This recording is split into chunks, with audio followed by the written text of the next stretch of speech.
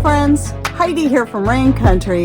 God is good all the time, and I'm here for a Preparedness Testimonies video, and this is part number 17. If you were liking these kind of videos, you'd like to hear the other 16, then please go check out the link, the playlist link I'll be putting in the description box down below.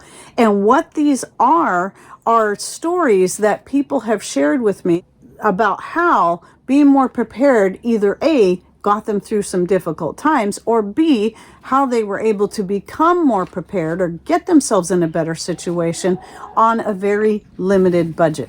And I hope you'll just pardon the noise in the background. I'm standing on my deck, and right down here on the ground are my chickens. This is the time of day they just like to laze around right here, but usually when I start talking, that's when they start waking up and getting kind of noisy, as you can tell. So now I'm going to go ahead and read to you the first testimony.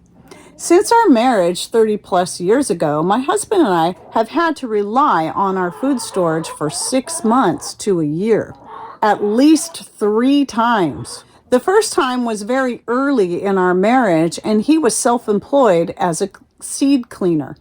We had no income for 9 months to a year, and the only things I bought for groceries were milk, margarine, and lettuce. Everything else we ate came from our food storage. A few years after that, my husband lost his job and we had no income for a good 6 months. My goodness. Then, during the big C, cough, cough, jab, jab, of 2020, I love how this was written, he lost his job again during a company downsizing, and we had no income for a year. We got unemployment insurance through that year, but that didn't cover many expenses.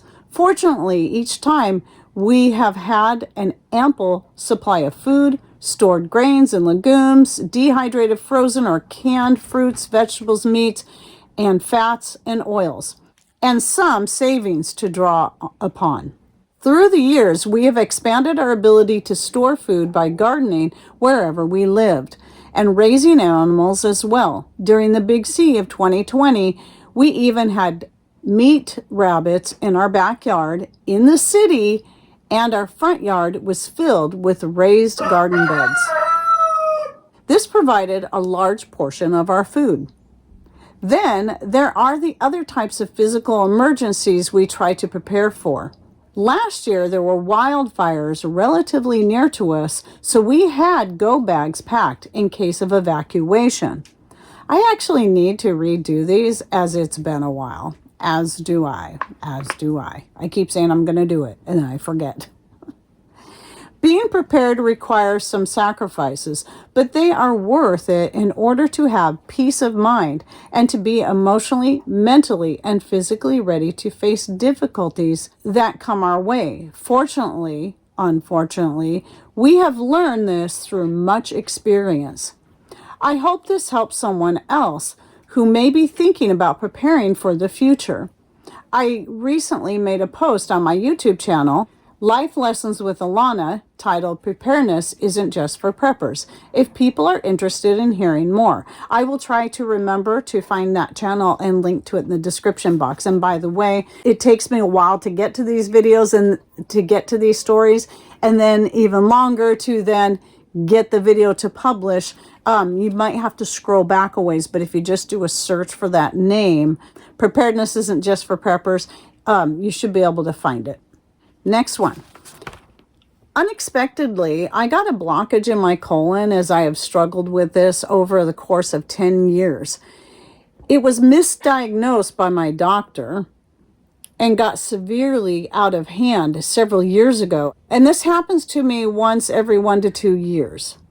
Well, I had an impaction. I did all the fun stuff, got the colonoscopy, and the doctor did other digestion tests on me to find out I have paralysis of my digestive system. My goodness. Well, due to my handicap, there was no way for me to get to a store, and I was put on a strict diet, starting with clear liquid, progressing to smoothies, and either blended food or very soft foods. I found myself struggling to find out what I was going to eat. Last year, I had went to the local supermarket and grabbed a case of chicken broth and beef broth for only $1 each, 32-ounce cartons. So those were awaiting me in the basement. I also had put up peaches, carrots, and potatoes. I remembered I had shredded carrots in the freezer from last year. I had some goat milk, cream powder in the pantry. So day one, it was broth. Day two, it was a peach, carrot, and goat milk smoothie. Then, with my other several fruits and prepared vegetables, it was game on until I got to the store. So I was extremely thankful for having things on hand to grab and reach at my convenience. If this did not await me, I would not know what to do. I have no family around. I live alone, and I have to depend on drivers to get me from A to Z.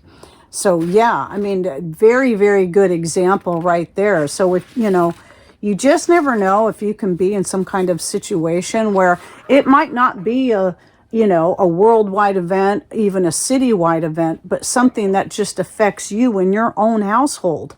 Like Tina right here, who's in a rough situation and she can't just run to the store at will. So, the stores might be full of groceries, but if you can't get to them for whatever reason, that's not going to help you. So having that food storage on hand most definitely will. Okay, here's the last one. I have always wanted a garden to grow food, and since moving to Israel in 2023, I have had the opportunity to live in a house with a yard. My budget was larger than I had ever had because I had just retired and had gotten extra payments, etc.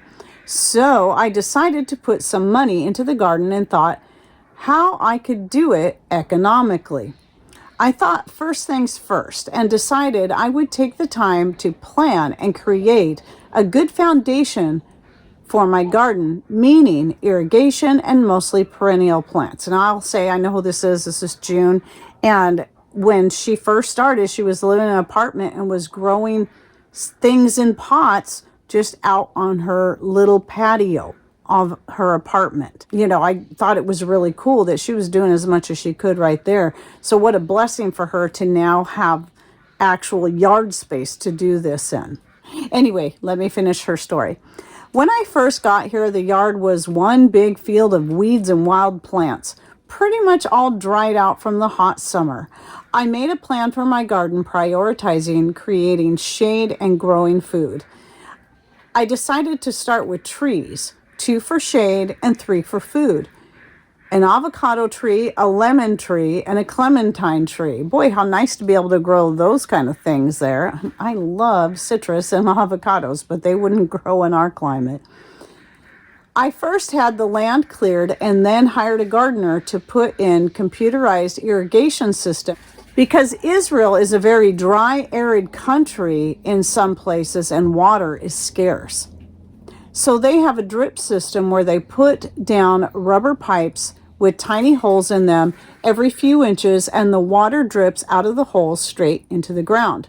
Because of the heat here, I wanted the garden watered automatically and efficiently, because for around 5 months a year, it is hard to be outside for any length of time in the sun. The gardeners planted these first trees, and I saw how he did it, thinking to myself that the next trees I will plant myself. I asked him to build raised beds on stilts, and he did.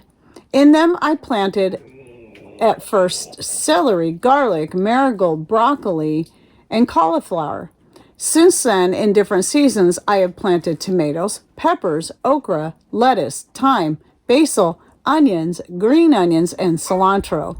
On the ground between the trees, I also had irrigation lines put down and have planted flowers, rosemary, geranium, sage, corn, sweet peas, melissa, and lemon verbena. Melissa is lemon balm, so she's got both lemon balm and lemon verbena. Lavender, mint, calendula, potatoes, cucumbers, watermelon, zucchini, and peas. Wow, very, very cool. Because I've been following Heidi for years, since she had around 30,000 followers, that was a long time ago, I learned a lot about what to expect when growing food. I understood and accepted that not everything succeeds and that it is a lot of trial and error. I have found this to be true, especially with the vegetables I am growing. Some succeed, others don't. I'm gaining experience seeing what works and what is having trouble and why. The ground in my garden has not been cultivated for at least 70 years, and it is not very rich. I am starting a course in August on biodynamic agriculture, which teaches you how to enrich and improve your soil. I have noticed that some of the vegetables do not taste that good, and I think it is because of the soil. The fruit trees have already started to give fruit, and the fruit is good. I have since planted new trees that are endemic to Israel and are mentioned in the Bible: pomegranate, fig, and grapevine. I also planted 2 mulberry trees, raspberries, mango, miniature guava, moringa, curry, and lychee. I feel like trees are a good investment for the future. Absolutely. I mean, sometimes though you'll get trees like here. We've, had trees that we bought and didn't do great, but we've had trees that we got that are just doing beautifully. And once they're established, yeah, I mean, you don't really have to do a whole lot with them, but prune them occasionally. I am already eating from the garden, and it is a wonderful feeling. I buy less at the store and will save money in the long run. My garden is a source of joy, pleasure, relaxation, and beauty. Thank you, Heidi, for all you have taught me. A lot of people, who think of doomsday preppers and prepping kind of forget that just starting with a garden and growing food yourself is a great way to start. It's a normal and natural way to start. It is what people just used to do.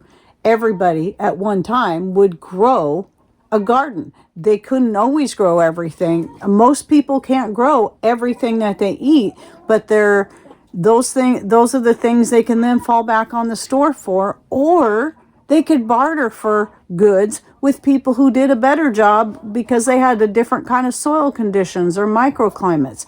And we can do that today. And it is a form of being prepared and being more self-sufficient. So I hope you enjoyed this video. Again, remember I have that full playlist. You can go check out the rest of these if you're interested. And other videos that are similar to this is my series on natural healing testimonies you may also be interested in. So I'll go ahead and link to that video series in the description box as well. And thanks for watching. Take care and God bless.